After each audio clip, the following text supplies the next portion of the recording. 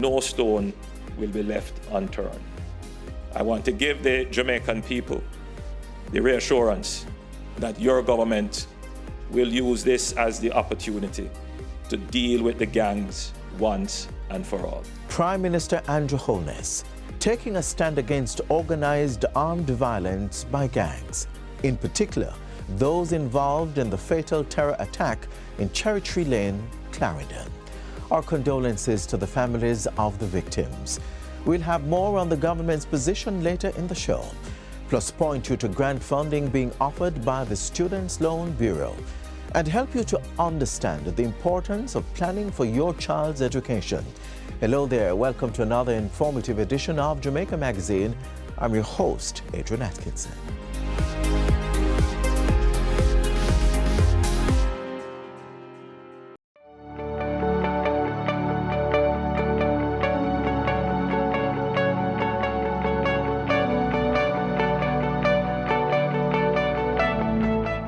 Countries develop when they are faced with challenges and crises, but it does not derail their long-term development plan. Jamaica is now on that pathway that if we are faced with challenges and crises, we can still maintain our long-term development plan. That is a fundamental difference in Jamaica. Jamaica is not the same as it was 10 years ago. Jamaica is in a better place.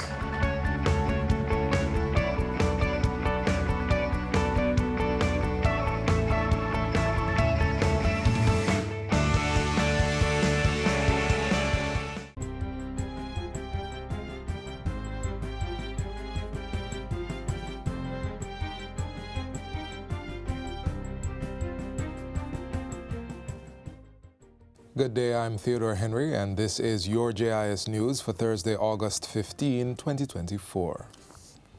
The Brook Urban Center in Port Antonio, Portland is to be completed within 24 months, one of several massive infrastructure developments underway or set to come on stream for the parish. Prime Minister Andrew Holness broke ground on the $4.2 billion project on Wednesday. The complex is located on a 6.68-acre property and will house businesses for both the public and private sectors. The work is being managed by the Factories Corporation of Jamaica and carried out by China Harbor Engineering Company, SHEC. Mr. Holness says the development is being accompanied by major road infrastructure works that involves improvement to 147 kilometers of roadway linking Port Antonio to Kingston.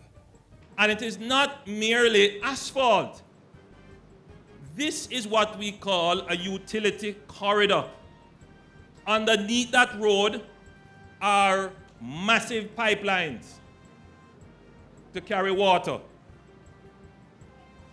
fiber optic cables to carry internet, and we have realigned and upgraded the electricity utility service along the area, in addition to massive civil works investments in retaining walls, drainage, and other such works to protect the road.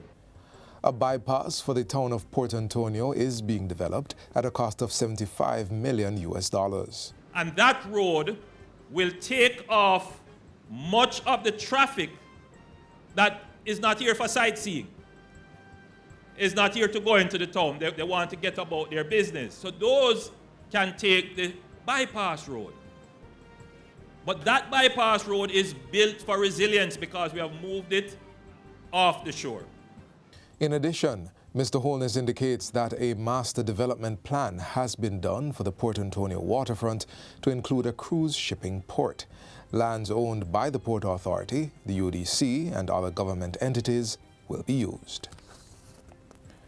As government moves to upgrade another important thoroughfare, this time in St. Andrew, a section of the Grants Pen Road will be closed to vehicular traffic for over 2 weeks to facilitate repairs. The closure begins today and will be in effect until Saturday, August 31. Manager of Communication and Customer Services at the National Works Agency, Stephen Shaw, tells JIS News that while efforts to correct the fort started with the Constant Spring roadworks some years ago, Repairs will now take place between Fagan Avenue and Shortwood Road.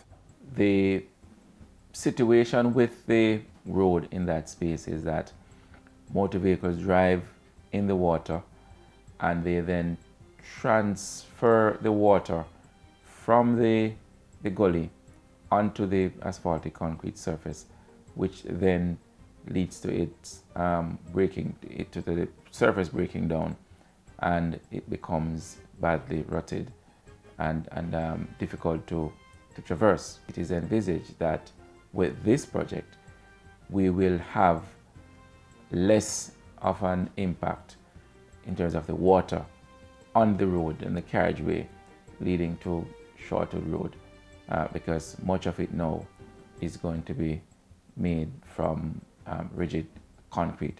Motorists are being advised that they should not attempt to use the area during the period of closure. The NWA is recommending that motorists use alternative routes to access their destination. These include Shortwood Road, Charlton Road, and Charlton Avenue.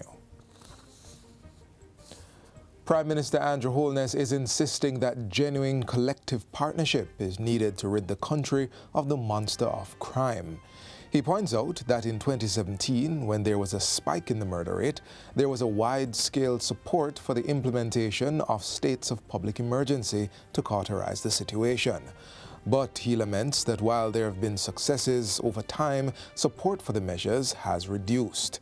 Still, the Prime Minister says as criminals become more mobile, the security challenges facing the state are not necessarily geographic in nature, and so measures have to evolve. Mr. Holness says the Enhanced Security Measures Act, which is being developed to further strengthen the SOE, has gone through several iterations and has now evolved into a workable solution.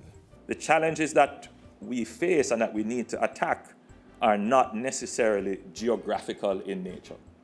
The criminals are mobile, and so we don't really need to be able to declare an SOE in a particular area to address the criminal threat. What we need is to have measures that are declared against persons who match a particular set of criteria and parameters.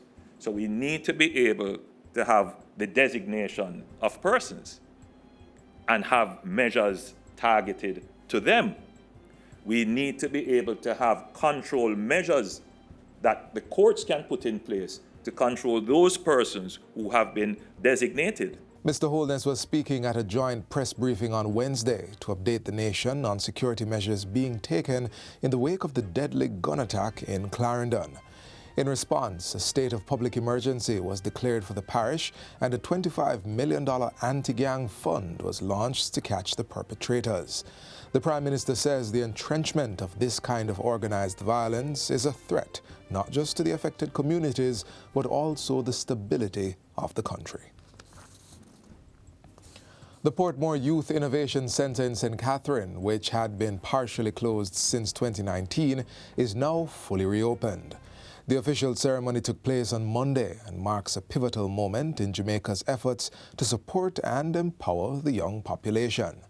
The center serves as a vital hub for youth innovation, engagement, and participation. It also provides a safe space for youth to interact and utilize resources for their academic pursuits. Permanent Secretary in the Ministry of Education and Youth, Dr. Cassin Troop, welcomed the reopening, emphasizing the center's crucial role in shaping the future of young people living in Portmore.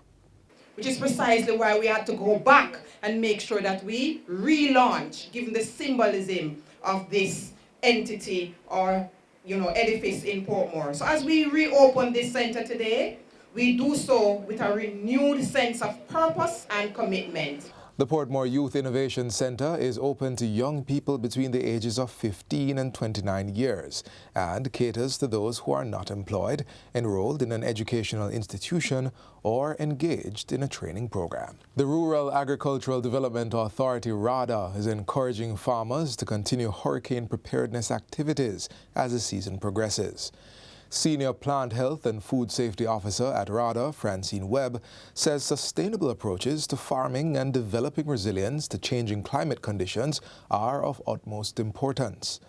Ms. Webb says measures that can help to reduce or mitigate damage, such as proper planning for crops in the field, should be implemented.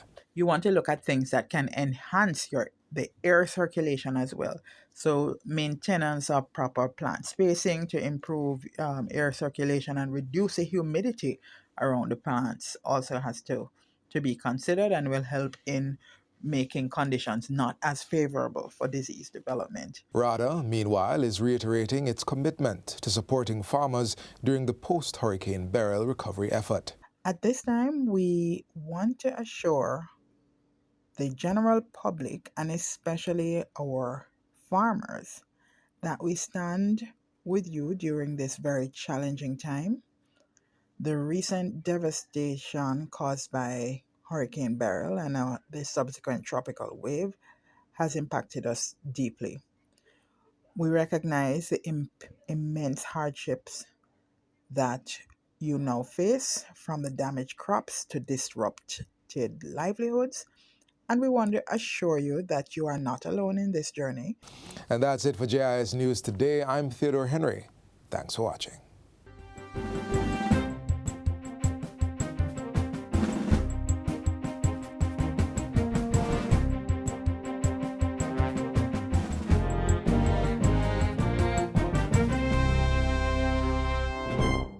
Apply to the Heart NSTA Trust.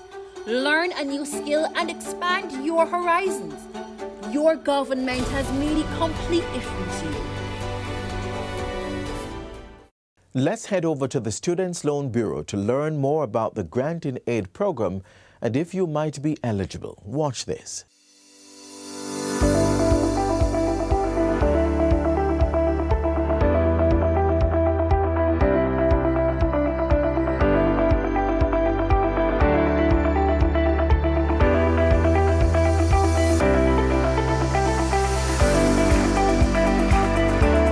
The Students' Loan Bureau has re-energized its efforts to ensure access to higher education for ordinary Jamaicans. 99% of students who apply for SLB financing are successful. So how can you benefit from the SLB? Hi, I'm Shaquille Rochester Shorter and welcome to Finance Matters. Joining us today to tell us what's new at the SLB is the Executive Director, Ms. Nikisha Walsh. Remember to like, share, and subscribe to our YouTube channel. Follow the Ministry of Finance on Facebook, Instagram, Twitter, LinkedIn, and now TikTok to see all the episodes and highlights.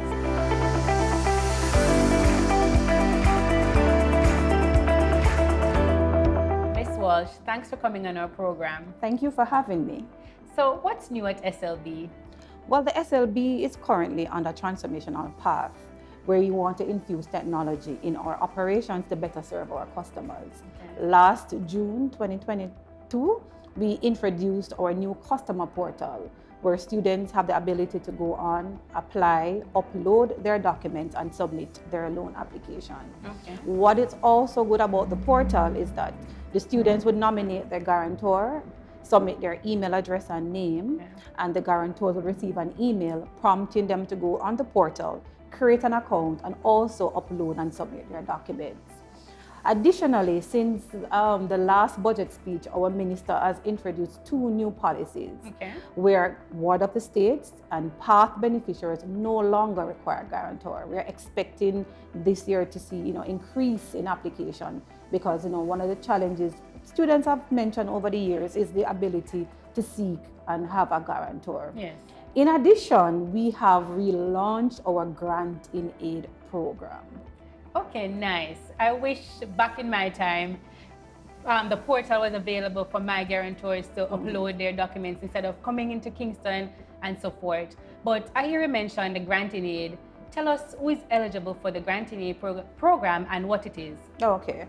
The Grant in Aid is a non-refundable gift that we give students who are eligible and have applied for the targeted loan.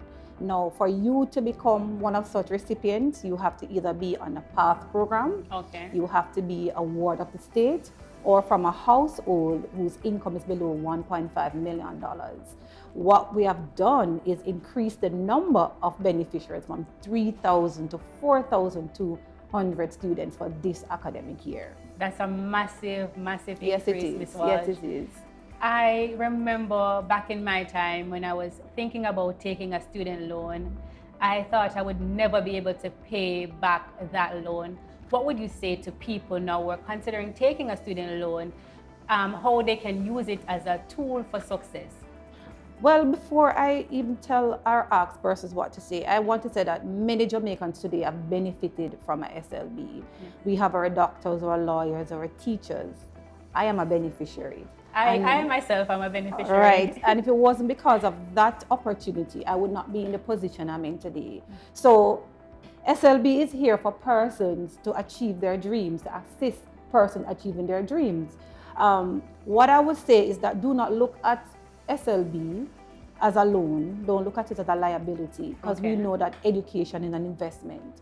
What SLB does is help you to invest in yourself and help you to have the ability to pursue any dreams or career that you want to.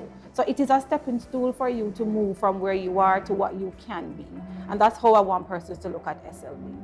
Before we leave, Ms. Walsh, I want you to tell me 3 things that people should know or remember about the SLB. Oh, there's so many things, but I want to start with one thing. There's a notion, persons coming up in our older generation that SLB loans are expensive and SLB, you'll never ever finish paying your loan. Yes. But I want to tell a person that one thing is that SLB offers the lowest interest rate for any school product. Our interest rate can be as low as 4% with our special benefits. Yeah. Persons are aware that when you take a SLB loan, you won't repay until you graduate. But we want to also say that we have 2 additional products. We have the pay as you study product, where employed parents, guardians, spouse wants to take a loan on behalf of their student. That loan is as low as 6% per annum. Now, there's no financial institution that will give you an unsecured loan for 6%. SLB is doing that. Wow. And we also have our postgrad product, where persons are pursuing doctorate and postgraduate studies can get up to $1.8 million to borrow at an interest rate of 9.5% unsecured. So SLB is in fact one of those competitive institutions that are making a mark. So I'm encouraging persons to repay their loan, because each one will reach one. So if you pay your loan, it provides opportunity for somebody else to realize their dreams. I'm encouraging persons, if you are finding difficulties in repaying your loan, come into the bureau. Yes. We will look at how we can reschedule that loan and offer any other grants or waivers for you to be able to serve your debt. I know you have asked for 3 things, but I can't leave without saying this. On our transformational map, or on our transformational path, our next stop is repayment. What that means is that students or customers who are in repayment will be able to access their loan on our portal, be able to look at their balances, will be able to print their statements and able to make payments online.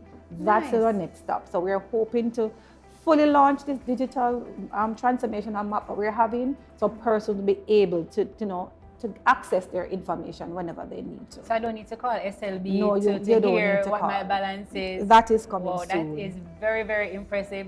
Ms. Walsh, all I can hear from what you're saying is that Students Loan Bureau is very flexible and they're very willing to help a student to be successful. Yes, we are. So thank you. On that note, thank you for being on our program today. And thanks again for having me. And thank you for joining us on this episode of Finance Matters. Remember to follow us on social media at MOF Jamaica, and tune in next week as we continue to demystify the economic and fiscal policies and initiatives implemented by the government to empower Jamaicans as we chart a path to Jamaica's economic prosperity.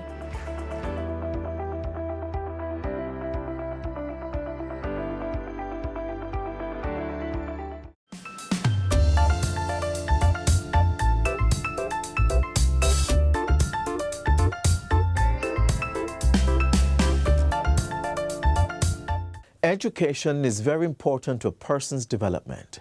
It allows us to communicate well with others, get the job we desire, or open our own businesses. But this journey comes with a price tag that varies based on your area of study and can be quite expensive. Finding the funds up front can be challenging.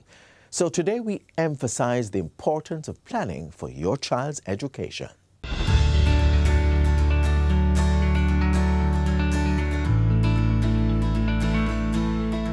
Hello everyone, I'm Xavier Campbell, an educator, financier and entrepreneur. Education is very important to our development and can take years to achieve the highest level. It is also very costly and some persons will have a difficult time finding the money up front, especially in the absence of careful financial planning. So, within the next few minutes, I want to share a few steps that will guide your approach to financing your child or children's education. Let's start with, when should we begin that financial planning? According to the Chinese proverb, the best time to plant a tree was 20 years ago. The second best time is now. Although there is no perfect time to begin planning for your child's tertiary education, starting as early as possible is the best way to ensure you are prepared financially and avoid the common pitfalls. Having a step-by-step plan is the best way to ensure that you are able to finance your child's education without sacrificing your personal financial plan.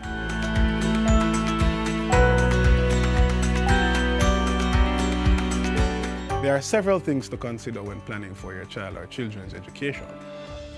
However, most notable among them are parents must identify the future costs of tertiary education and have a clear sum in mind of what their target will be. Then work their way backwards to present and see how best they can earn to realize the future goal. A clear financial plan should be put in place either by the parents themselves or with the help of a professional financial planner. The discipline is what follows the plan to ensure that all financial objectives are being taken care of in terms of allocations and meeting the various timelines set out by the plan. Once all incomes and expenditures remain in accordance to the plan, by the time your child reaches maturity, their tertiary education funding would have been readily available to offset the costs associated.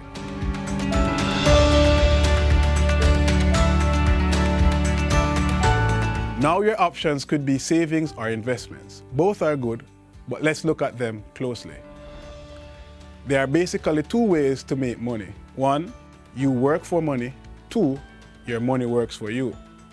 So savings is the process of putting aside a portion of your income for future use. In this case, we are talking about education. So if you're going to save, you need to put aside some of your income to ensure that you're able to offset the cost of your education in the future. While investment is you putting money aside that will generally earn interest over the period of time that you put it aside for. Therefore, having a plan inclusive of savings and investments can put parents in a better position to offset the future expenses of education.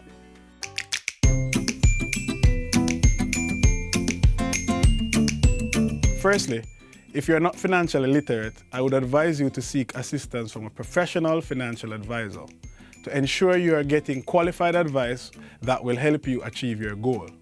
Here are the 5 steps of planning your child's education. Step 1, set target date. Step 2, find current cost of the education.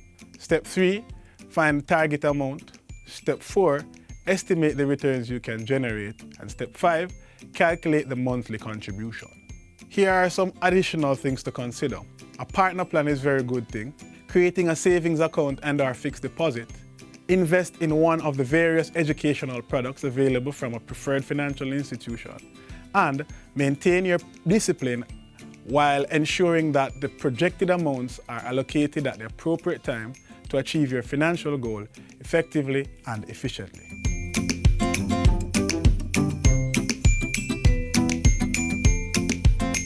One of the most common mistakes that parents make is that they think that they need this large lump sum.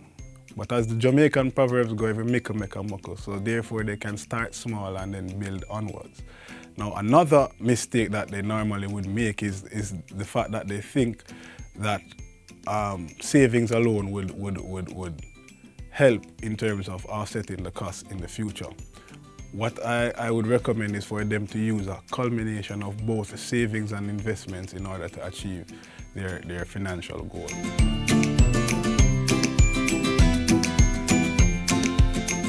So the first disadvantage I want to speak about is the inability to set financial goals. So you not being able to set goals will also lead to you being demotivated and lack the knowledge that is required to achieve that goal. And as a result of that demotivation and that lack of knowledge that is required, then there is no direction. So we consider it to be a lack of direction, right? And if there's a lack of direction, then what will happen is that poor financial outcomes would be the result of that. In concluding, planning for your child or children's education is not just dependent on the numbers.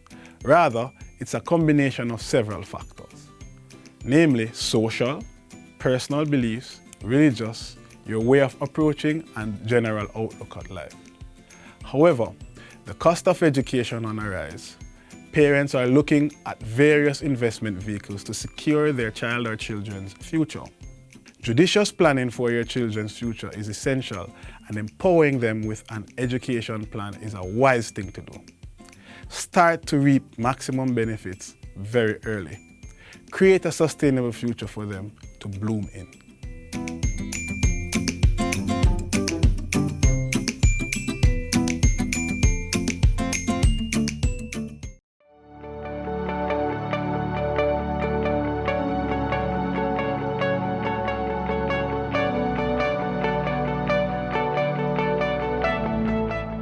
We have played with gangs for far too long.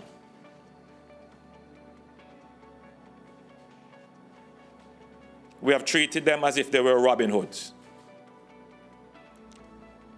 Communities have been too sympathetic to them. Communities have given them succor and protection. We must use this as the opportunity to draw the line finally in the sand and to separate the gangs from our communities. There is no way that 8 persons can be killed in one incident in Jamaica and the state stands as if nothing happened. No. Every gang member, every gang will feel the full force of the state today. This must never happen again in Jamaica. Therefore, we have given directions to the security forces to launch an all-out assault on the gangs that are involved. Indeed, any gang, every person who in any way facilitated, provided the arms, or were involved and pulled the trigger themselves, we will find you and we will bring you to justice.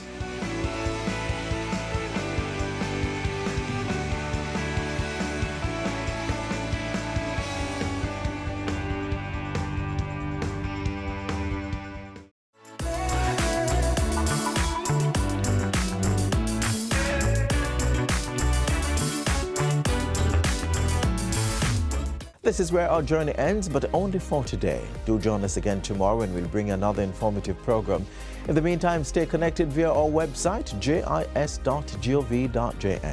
And while you're online, send your feedback to Jamaica Magazine@gis.gov.jm or via X @JIS News. You may also find us on all the major social media platforms and through our mobile app that's Android and iOS compatible. On behalf of the entire production team, I'm Adrian Atkinson. Do take care.